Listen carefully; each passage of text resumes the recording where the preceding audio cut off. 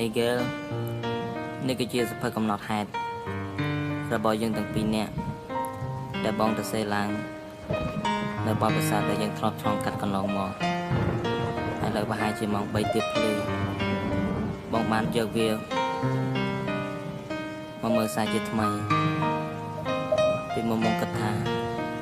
បងគ្រាន់តែជាក្មេងស្រីម្នាក់ប៉ុណ្ណោះហើយសារតែអូនអត់ចេះឆ្លងថ្នល់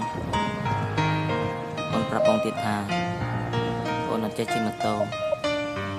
ហើយដូច្នេះហើយបងគិតថាបងគ្រាន់តែជាក្មេងស្រីម្នាក់ប៉ុណ្ណោះប៉ុន្តែនៅពេលនេះបងទើបតែដឹងថាក្មេងស្រីម្នាក់នេះគឺជានារីដែលបងស្រឡាញ់ខ្លាំងបំផុតបងគេមិនលួងដោយសារតែបងនឹងរួមស្រីភ្លៀងធ្លាក់ខ្លាំងណាស់តើអូនកំពុងតែធ្វើអ្វីបងនឹកអូនធ្វើធ្ងររកមានស្រួលនឹកដល់អូនក្រុមវេលាអូនដឹងទេថាបងស្រឡាញ់អូនប៉ុណ្ណាបាត់ជីវ៉ាជីវិតបងរួមក៏គ្មានន័យសងខំមីយោដងហើយប្រាប់ស្រីថាបងនឹកតែរូបអូនណាពុំមាន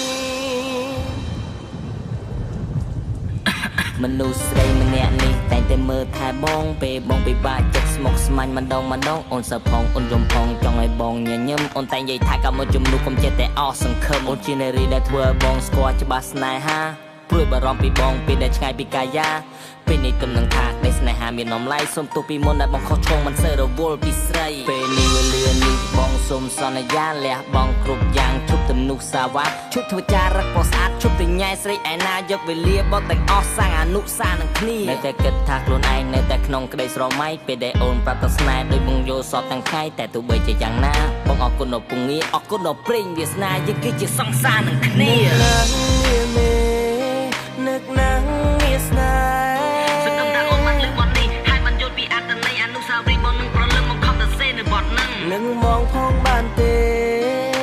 តើបានទេ